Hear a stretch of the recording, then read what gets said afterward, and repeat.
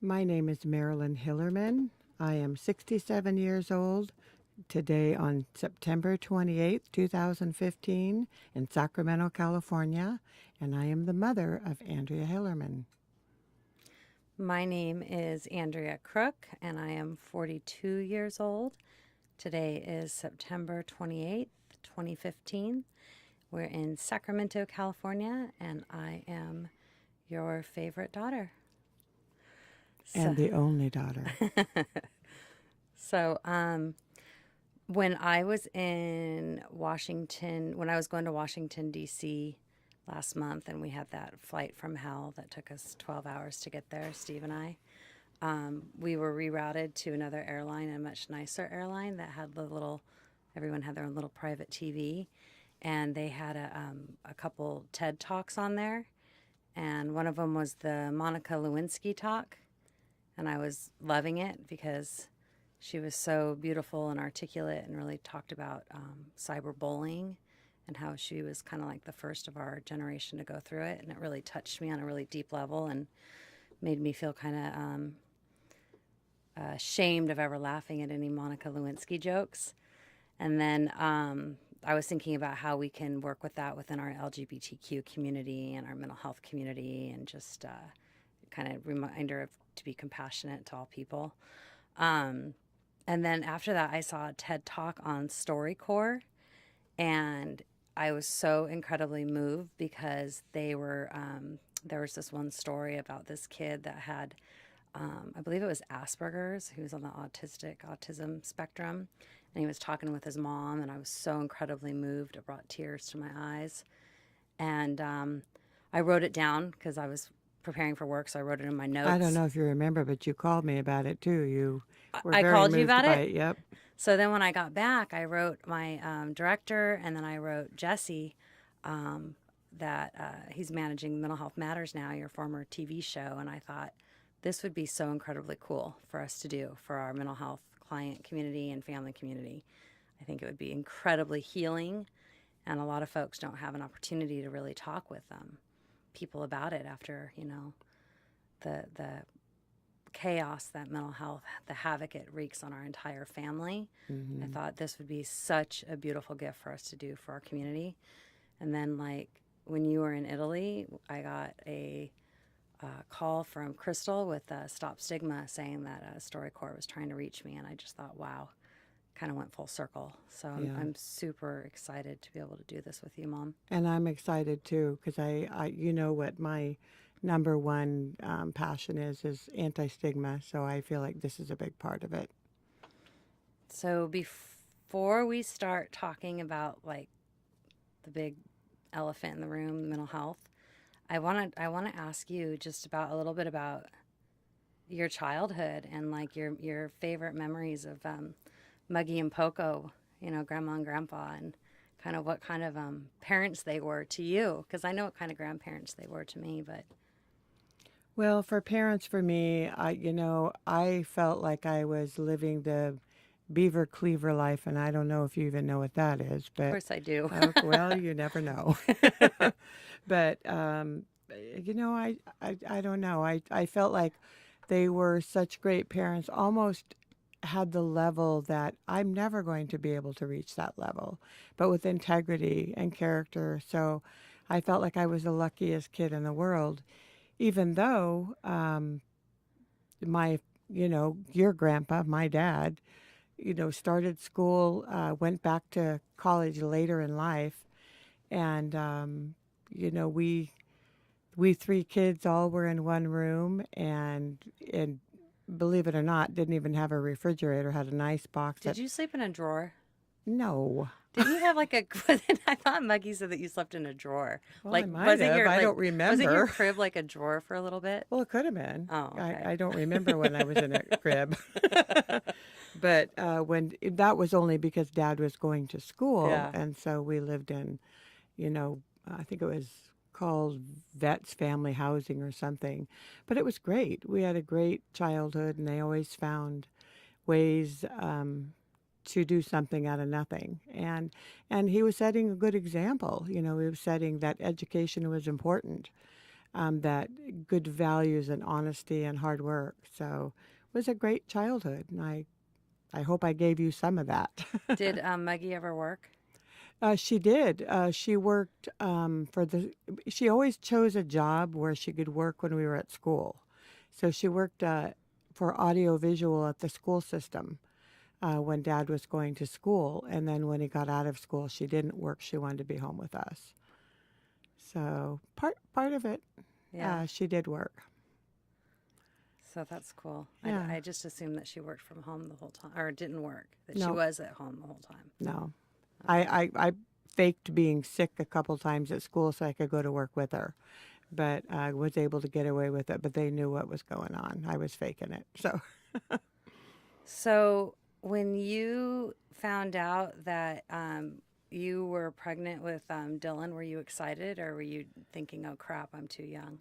oh no, I was excited. I was young, Were you but young? Was well, I that kind of wasn't that old young. back then? Was it?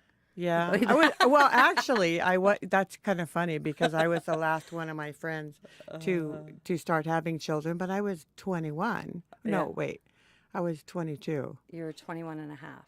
Yeah, yeah, that. But no, I was excited, and in those days, we didn't know if it was a boy or girl, and so you just have all of those. It was exciting. Were you living in San Jose with Dylan, or were you No, I was in Chico you at were the in, time. and then you moved to San Jose after that? Hmm. Yeah. So, do you think that I've changed much from when I was a kid to now? Do you think that, like, do you think Parker and Zoe are going to kind of have the same personalities they have now when they're my age, or is there big changes? That's interesting. That was a good one, huh? You know what? I think our person. I really do think both you and your brother are the same person. It's just how the tools you learn along the way. But I think that you were outgoing. I don't know. You might be a little bit more outgoing as an adult because you were a little bit shy. So, but I think you came out of your shell. So, but yeah, basically the same. As you know, your brother was always performing, and he still is. So, yeah, a lot of that going on. That's true. So, how would you would describe me when I was 24? Well, um, I think I would describe you. I wasn't surprised. You were out having fun, being single, and I think I identified with it. I identified with it when I was younger because by the time I was 24, I had two children. So, but they did the same thing I did. You got away from home the minute you could, just want to experience life a little bit. And I really wasn't too concerned about it at the time You because weren't afraid that I was living in Los Angeles at 19 alone? you were never alone. So I didn't really think of it as being alone. You had a very large circle of friends around you. No, because I wasn't living there and to really see what was going on, I didn't have that fear. Maybe I should have, but I didn't. So, So the day that I got sick and called you, what were you mhm. doing? I was, I don't remember exactly, I don't think I was doing anything. I remember it was late afternoon or dinner time at the time. I think it was about dinner time. And the phone rang, and, you know, we talk a lot on the phone, but the tone of your voice was so different that I don't think I've ever been more frightened in my entire life because it was you, but it wasn't you. So that was scary, just the tone, the fear, and not being able to reach out and touch you and to know and to look in your face and see if you're okay. That was terrifying. So terrifying that I didn't even really pack a suitcase. I didn't even leave a note for your father who wasn't there. I just got in the car and left. So very scary. other than the tone that she had, like what was it about that conversation that you were like, this isn't you? Well, in the conversation that, the tone, because you were almost whispering to me, but you were asking me where your father was, and the reason that you were so concerned is because you thought he was going to kill me. I And wanted you out of the house, yeah, I he remember. wanted to protect me. And I thought, where did this come from? What are you talking about? He's not in the house, he's on the golf course. So it was just so frightening. I just couldn't understand it. When I think back to that day and I think about my unrational state of mind and the fear that dad was going to kill you, it was really real to me at the time. But I mean, it was just absolutely ludicrous. And I feel really bad that I feel bad for dad. Like, it must have really hurt his feelings. It's interesting you say that because I was so caught up in everything. I never even asked him about that, which maybe we should, to find out how he was feeling during that time. Yeah. I don't know. I was just self absorbed myself. All I wanted to do was get there, we didn't have cell phones. So right before then, when I was in Massachusetts, that's Hmm.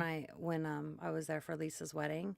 I remember we stayed at this beautiful historical hotel in downtown Amherst, Hmm. and it was really old. It was kind of like the Winchester House type thing, um, and you know how old hotels are creaky, and even the phone line seemed funky. And I remember talking to you on the phone Hmm. and being totally paranoid that like people were listening. It almost Hmm. felt like one of those like old dispatch phones where they have the cords and connect to you. Um, did that make you think that there was something weird going on, or did You you know, even think twice because it was just an I old remember funky? that. I Yeah. remember that whole conversation and that you thought someone was listening in on the Mm-hmm. phone. And I thought actually somebody could be listening on the phone and it wouldn't have been that weird because it could be a switchboard and just kind of moving from line to line to see if someone is on that line because I used to work at the phone company. Mm-hmm. So it wasn't that odd to me at the time. You said, I keep hearing a click. I mean, that in an old hotel, I didn't think that was very odd at the time. In hindsight, all of those little things, yes. And um, the other calls that I had received, like from your brother, telling me that Andrea's acting weird. He's your brother. That didn't even seem weird to me. That was even normal because you're on a long flight. You have you're working with different time zones and you're tired. So I And I'm didn't. working with Dylan's personality, which is always I'm a right. mother. I will no comment.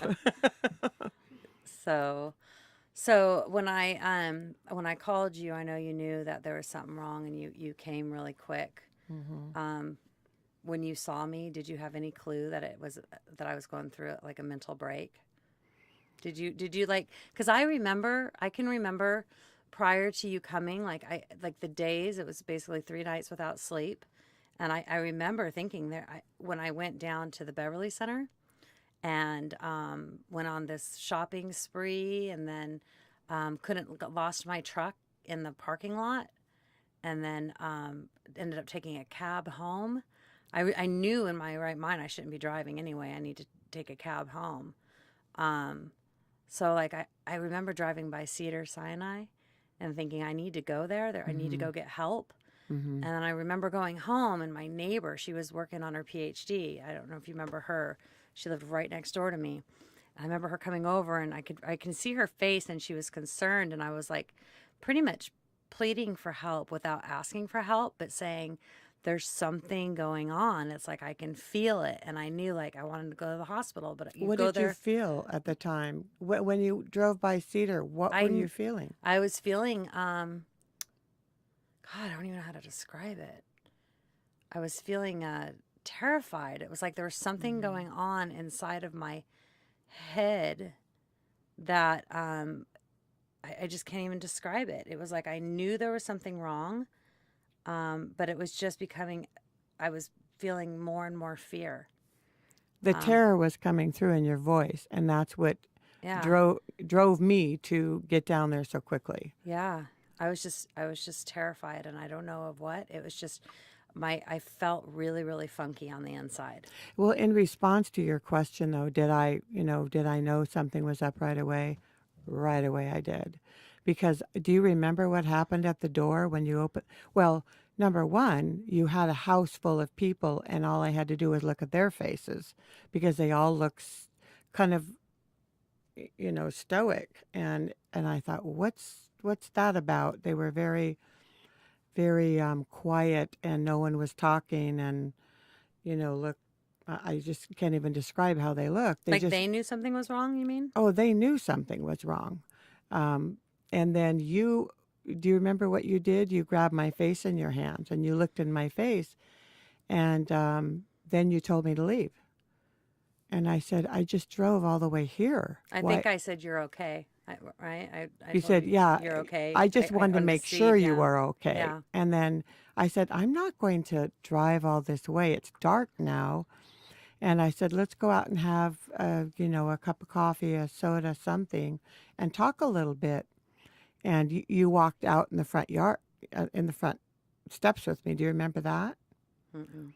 Because there was a dog out in the front walking around. Oh yeah, I wanted to take it with us or And something. you told me we wouldn't go with me unless the dog Yeah, would go. And I said, they don't allow them in the restaurant. And you grabbed my car keys out of my hands and threw them in the bushes. I remember. You said, I'm not going. And then you ran off. And I thought, I don't know what's going on.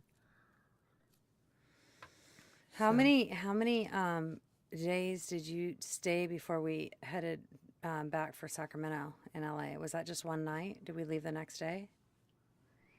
no, Did we stay a no. couple nights? I'm trying to remember the first night. Remember, you were up all night and you were rollerblading down the streets. And that's when, remember, the helicopters were looking for you? Do you remember that? I remember you telling me helicopters were looking for me, You but don't I was remember it? thinking it was more. No, I didn't think helicopters were really looking for me. They really were looking for you. And I had to finally, when you came back, um, I had to call and let them know you were safely back. But then it was the next day Is it that because I didn't live in the most desirable neighborhood? Were they worried about me, or was it just? I mean, why? I can't imagine them sending helicopters to go look you for. were in a bikini. It was the middle of the night in LA, and you took off, and I But didn't that could be know, pretty typical for LA. I mean, not this part of LA. No, we weren't on the beach. So no, it was very frightening. And I thought, and you could make tracks with those rollerblades. So, and I'm thinking my 24-year-old beautiful daughter's out in the middle of the night skating around town and in a bikini, which isn't, I don't know, is that typical at midnight? maybe when I lived in Venice, but Maybe in probably not. Venice, right, Probably Santa not. Monica, but probably not where we were. Yeah. Yeah. And so they were hunting around, and I was terrified, didn't want to leave the phone because I wanted to be able to take any calls. And your neighbors were kind of out looking too. You lived in like Melrose Place. I remember going up to Dave's apartment and hanging out there and listening to music, and he was just being, he was just letting me listen to music and just Do you remember me be. knocking on the door Yeah. all night long? No, I remember you knocking a couple times. I don't know if you talked to Dave or not, but I was just gonna hang out He there. wouldn't open the door. No one. I was terrified. About every hour I'd try again, but someone from your apartment complex told me that you were there, so I thought that's I something. wonder why he wouldn't open the door. Probably because I I wouldn't think he let was him. afraid. No, I think he was afraid you'd take off again. I think Oh, he was kind of keeping watch, but I didn't know that. So it was very scary. But so you were asking about the time frame. So the next day was when we had to go find your car. The oh lost yeah, that's right. the lost vehicle. By then, your brother had come back from traveling with you because you just gotten back from the wedding, so he couldn't handle your behavior. Took off. He came back, and then he helped us look for the car. when we found it, he drove it to your house, and Yeah. then we convinced you that you didn't want to go home with me, but I said, just come home for a week and we'll just, like a vacation, hang out. So how scary was that drive to the back to SAC? Do you Was that remember the it? scariest? I remember. What do you remember? I remember I was wearing a long skirt down to my ankles and a tank top. And I remember Do you remember sitting in the front seat with you. what were you feeling like at the time? I was. I remember agreeing to go in the car with you, and then I remember when we got onto the 5 or the 405, I just panicked, and I felt like I needed to get away, and I didn't realize. What were you afraid of? Do you remember? I think it finally occurred. I think it finally occurred to me that we were going to Sacramento. I think, and then I think I got afraid of Dylan. You told me you thought I was can't- kidnapping you. I can't remember exactly, but I just remember once again, fear came over. So I thought I could hop out of the car and just get away. I didn't realize. And I remember rolling down the window. Mm-hmm. I remember crawling out the window on the freeway. And Yep. I remember you grabbing me, and I remember biting you. Mm-hmm. And then I remember, Do you remember I how remember you were... Dylan did a choke hold on me and basically held me in by my neck and my shoulders, and the rest of my body was out there.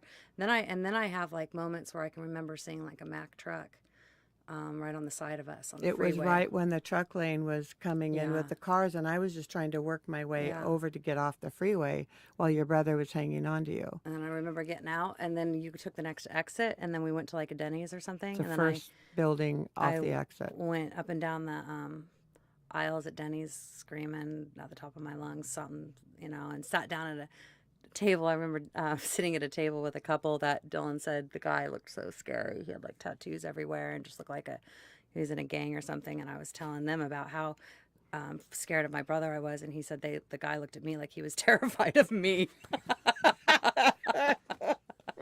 Never judge a book by its cover. Right?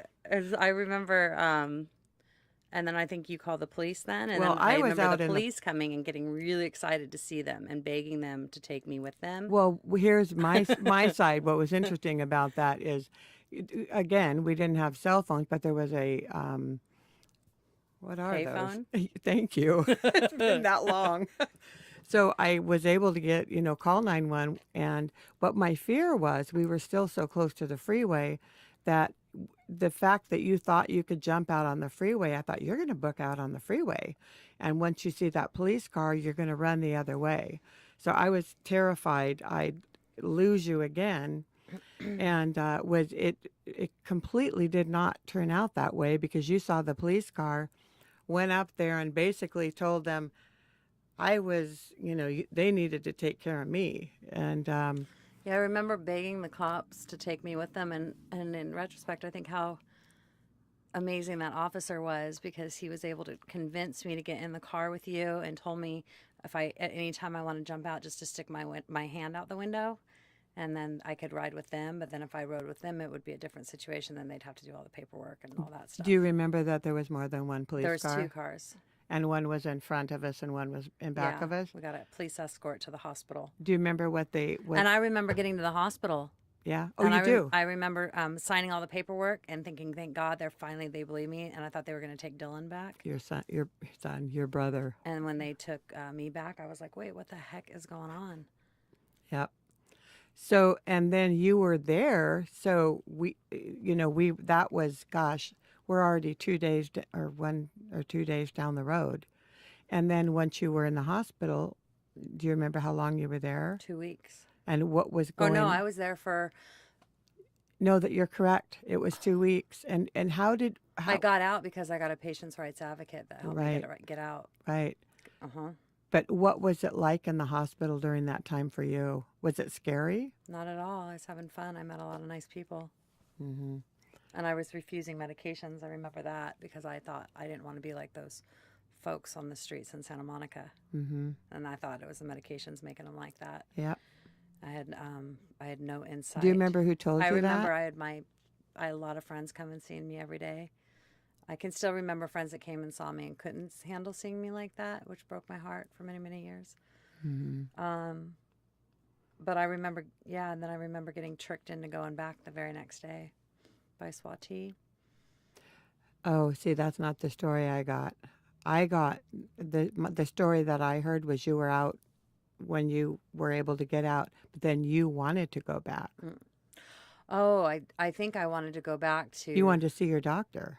yeah, maybe that's right. But I didn't want to go back in the hospital. I wanted to go back to And talk to just see somebody. him. Yeah. But then they ended up taking me in. And then what happened during the next 2 weeks? Do you remember that? Why did you start taking your meds? Do you remember? I do. I remember being transferred to another hospital over by USC, and that hospital was completely different than the first hospital. What's so different about it? The hospital, they treated me horrible. They were all African American, and they called me the White Witch. I remember all the nurses calling me the White Witch. I remember they played One Flew Over the Cuckoo's Nest for me. I remember looking at movies, and they had a Tina Turner movie, and I remember just touching it, and she just went off on me. So yeah, that was, and I was, yeah. But I remember meeting a couple of really nice girls in there, and I remember that one guy that worked there. He was a mental health worker. I don't know his official title, but I remember he was so incredibly kind and compassionate, and gave me his necklace. I can't remember. I still have it. him. I still have it in Really? my jewelry box. Oh yeah, I'll never get rid of that. And it was just those. You remember when you are in that state of mind, you still know when people are being kind to you and when people are being cruel to you. And I remember at the first hospital, they were kind to me. And I remember at the second hospital, they were cruel. They were mean. And I would love to go back today, now doing the work I've been doing for so long, and Let them know that. let them know. And, you know, and even like now going, you know, when I do, where I look at the facilities, our outpatient clinics and our inpatient hospitals, I always ask people, what movies are you guys playing for folks? What books do you have? What artwork do you have on the walls? And it blows my mind because a lot of times they don't even know. Do you remember what one of the things that you did that you got in so much trouble for that Yeah, I I was thought working out on the treadmill. Exactly. No, it was a stationary bike. Or a bike, or doing some And they wrote you cardio. up for oh it. yeah, they kicked Diane out. She drove an hour and brought me dinner, and they kicked her out and made her go away because we were getting too rambunctious. Riding a bike. So That was weird to me. and you asked why did I start taking my medication, and that's because of Poco's phone call. And he said, Andrea, I want you to know that I've been there. And And that you're- I didn't even know my dad had that's that what I wanted to experience. ask you. So he said, I want you to know that I've been there, and that you know, you're not alone, and that you need to start taking your medication. And it blows my mind to this day that I was hospitalized for 2 weeks refusing my meds, and it took him that long to give me that call and say something. So that really speaks to the stigma around mental health. Did Well, you know think that ab- Poco was going to call me? Did you know that he called me, or how did you find out? I had been begging him for 2 weeks for the whole family, because I knew that as a mom, you were not listening to me. I just had to kind of take a back seat and just take it one step at a time. And I just said, first, I'm not able to get through. And Did you, when you were saying call, did you want him to call me because you I just wanted- wanted him to call me, period? You didn't know he had his own story. I had no idea. So when did you find out? After he After called? after he called, Who told you? Mom, your grandma. What did she say? She said that he talked to Andrea and told him. Then she had to tell me the story, and I go, What was the story? that he had been hospitalized himself before I was born for a year. And I thought, wow, what just happened to our life? It was like flipped upside down. And it took a lot of, I was going through so much. It was like my mind was, I thought, what is going on? But what really bothered me and made me sad was that they felt they couldn't talk about it. I mean, I just thought, why? And so what she said was, he's a college professor. He wouldn't have had a job. He wouldn't have been able to support his family. Or that was his fear. I don't know if that's true, but in that time it may have been. I'm sure it would have But been. stigma, there again, that's why that's an ugly word to me. I think it's the cause of a lot of pain. Did you ever talk to Poco about it? I tried, but wasn't. No, he didn't really want to talk about it. I think he'd spent a lifetime trying not to talk Throw him about away it. from it? And he was older by then. Wasn't that old. Well, how old was he? He was, 70s? yeah, but 60s. He's like in his 60s. He's like at your age now, oh, Mom. watch it. Right? Well, yeah, but it's a different. Okay, wait a minute, sister. Okay, think about it though. The generation and what was going on. They have a whole different culture. They were very private. They didn't talk about. Well, you know what I think is so interesting is I still try to, I've tried. I've kind of given up, and that's fine. I've tried to talk about it like with my cousins, and I've shown them like, articles that I've been in and stuff, and to try to start the conversation that way, to talk about, our family on a broader spectrum. And it makes them so uncomfortable. They just freeze up and won't even engage.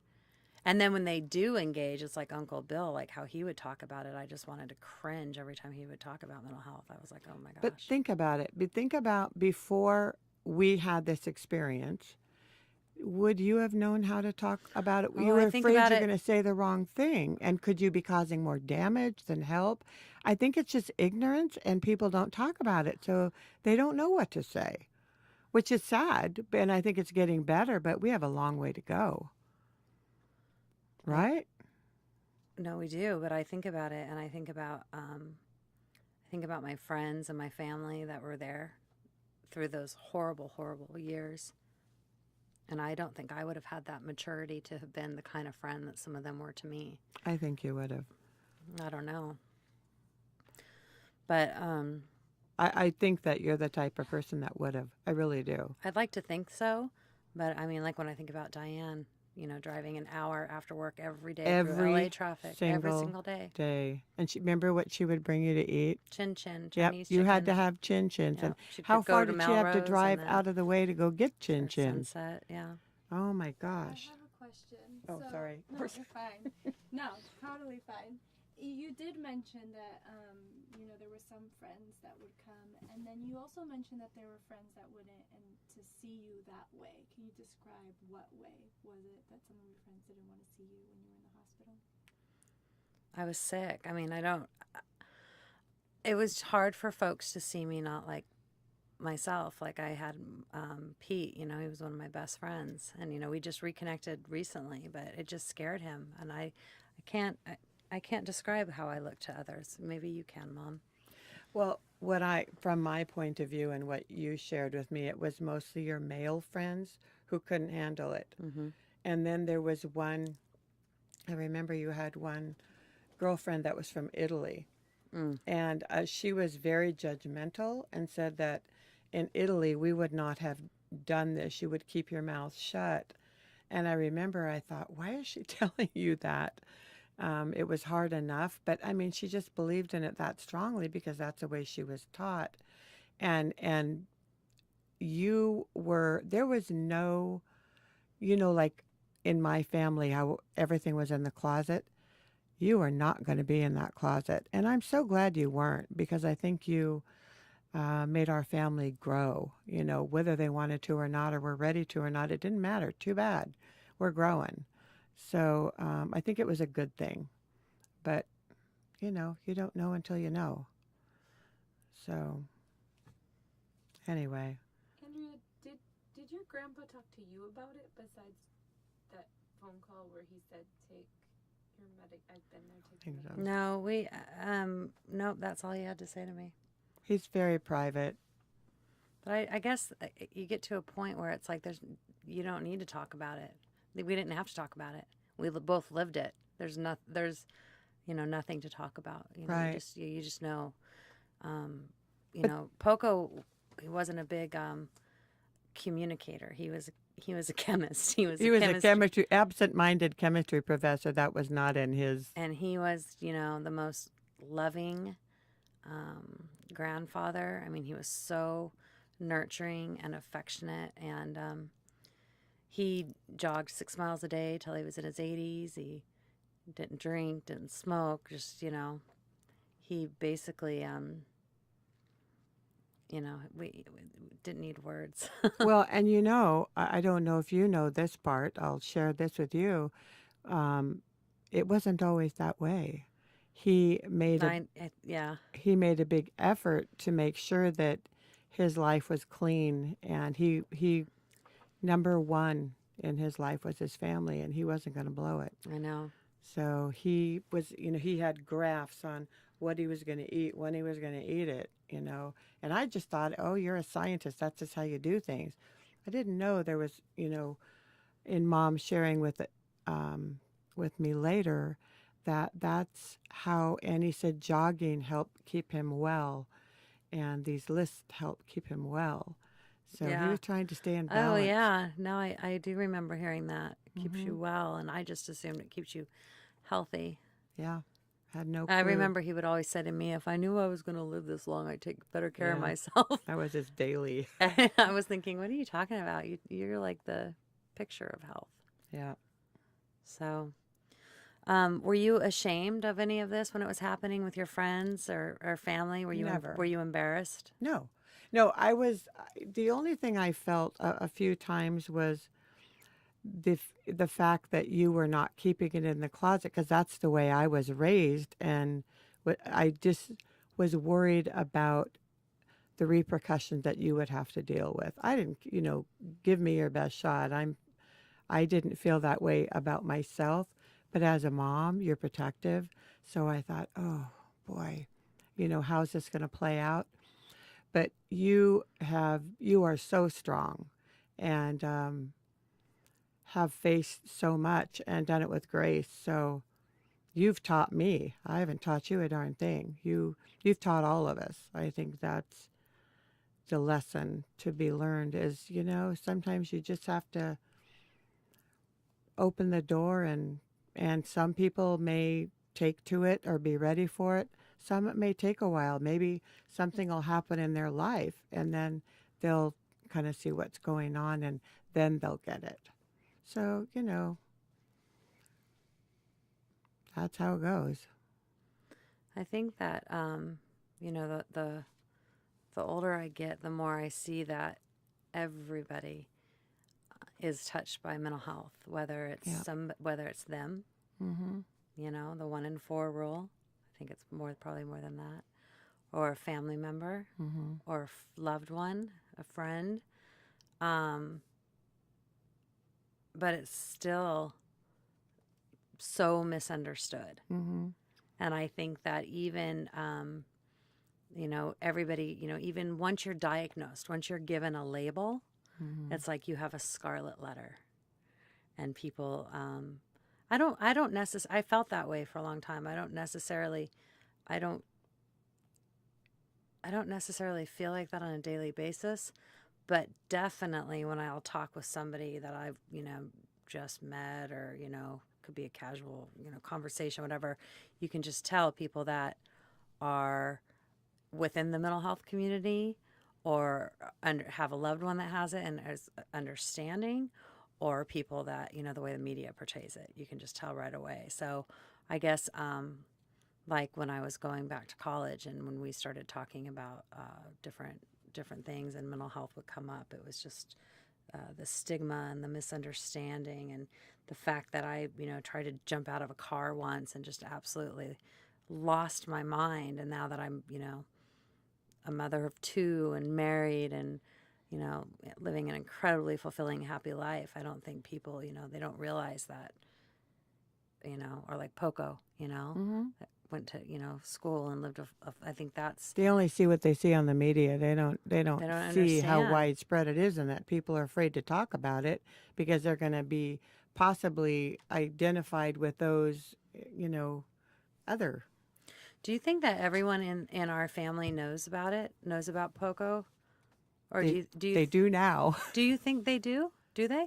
Well, yeah, I think. I don't think everyone knows that he Well, made who? that. All my cousins, Timmy, Tracy, They know. Amy, They know. Lisa, Yeah. Michael. Yeah. How do you know? Well, because I don't know if you remember this, but Timmy's the one that told you not to take your meds because you'll be like those people on Santa Monica Boulevard. Is he the one that planted that seed? Yes. When? Um, at the onset. I don't remember exactly, but it was very soon after you had your break. I don't remember. And then Lisa, because it was her wedding when you started your break. But they know that I had a break. Did they?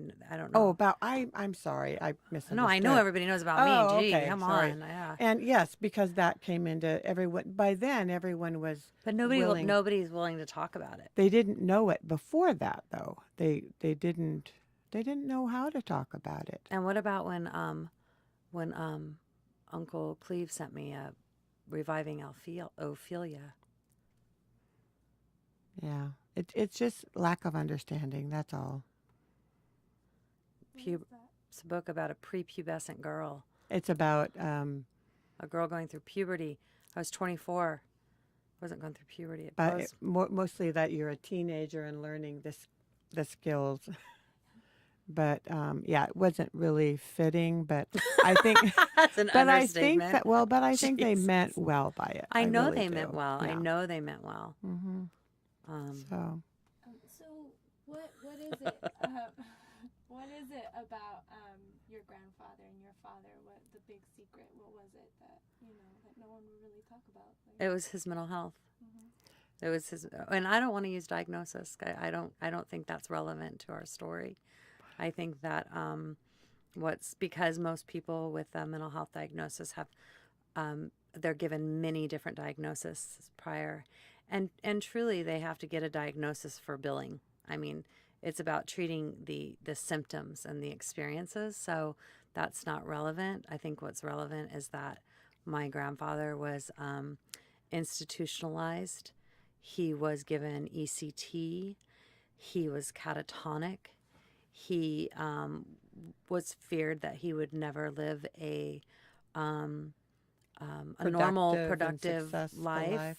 And what's relevant is he went on and got his PhD in chemistry and was a professor for, 40? over 37 years. Around 40 years. And then he had a family, he had 3 kids. He always said he had 5 kids because he said Dylan and I are With like his successful kids. And 7 grandchildren and 16, now 18 great grandchildren. So that's what's relevant. That was the secret that nobody talked about. And I think they even had, wasn't there a family tree with Pocos, or a family? Oh, yes. Who inked it out? Yes. Who did that? That was sad. That was a book of all of our genealogy, and there was a big black. Who did it? My mother told me her sister did it, but her sister told me that she doesn't know who did it. So I don't know who did it, but it was done. So it had Pocos. But it really hurt them a lot, and it they had hid the Pocos' book. story in it. You mean? It just had that he was hospitalized with a mental health condition. So it was the black mark in the family. And that, think back how many years ago. That was when my grandmother did it. But that really hurt my mom, and so she hid the book. And I just saw it at Aunt Margie's. Really? It's not gone. Did you look in it? I did. Did you see the black mark? I wanted to take a picture of it, but she walked in the room. Why didn't you just tell her? I didn't want to hurt her because I think she did it, and I didn't want her to feel bad. It's past. She's 90 years old. All right, So, we'll give her a break. Yeah, give her a pass. All right. Going back a little bit, and you mentioned that you wouldn't talk about these things. It's not something that you talked about, that your grandpa talked about. So Andrea, being that he was reserved, how did it make you feel to receive that call from him? Well, that changed everything. It was like the moment he called me, I thought, I'm not alone. I'm not going to be like an individual walking on the street talking to myself. I'm going to, he gave me hope. I mean, that's the bottom line. If he had an incredibly, I want want what he had, and I hope that I live to be in my 80s and live to see all of my grandchildren and some of my great grandchildren. So I thought if he could do it, I could do it. And you have. Mm-hmm. I just have a quick question. Sure. Marilyn, what did you think, like as a mother, Yeah. just thinking as a person, when everything was happening, when you drove out to Los Angeles, what did you think was happening? Did you have or were you just being mom, like going? I was so, I think I didn't sleep for 3 nights. I was sleep deprived. And you were forgetting to eat. I did forget Dad to had eat. to remind you. I know, and I never forget to eat. Are you kidding me? And so that was saying something. Yeah. But I had no idea. I had no understanding of mental illness, mental health issues. I'd never even heard the word bipolar. I'd never heard, I think I'd heard manic depression, but didn't know it even. I thought, okay, they're a little depressed. No idea of how it can devastate people's lives. I had no idea. And then to find out that my father had been through such a long hospitalization and I never knew it. I had never had an inkling. I just thought, am I missing the point? I don't know. Well, it sounds, tell me if this is true or not. It sounds like when you tell the story, you never judged Andrea.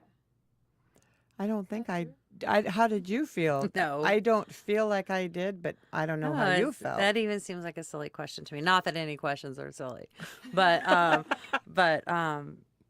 no, of course not. I was too busy, I think, trying to find resources. No, it's just like if you have a child that has diabetes, what are you going to do? You're going to see if they need insulin.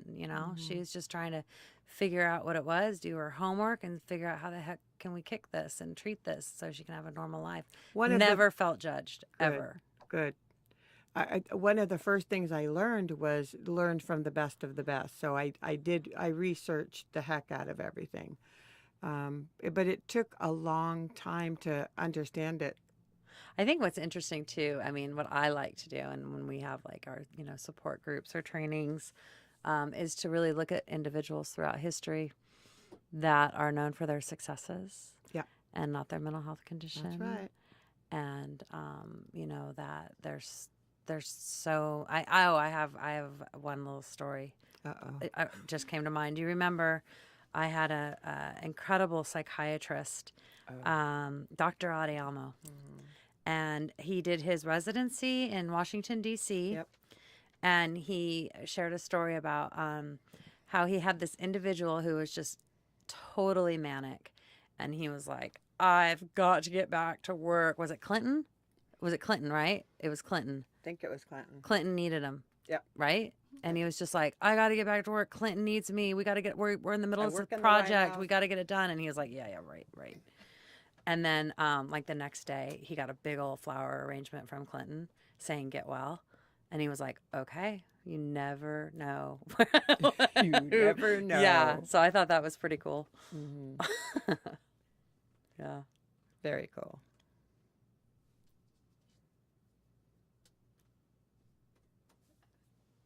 I thought you had. No, I didn't. You're like a dad.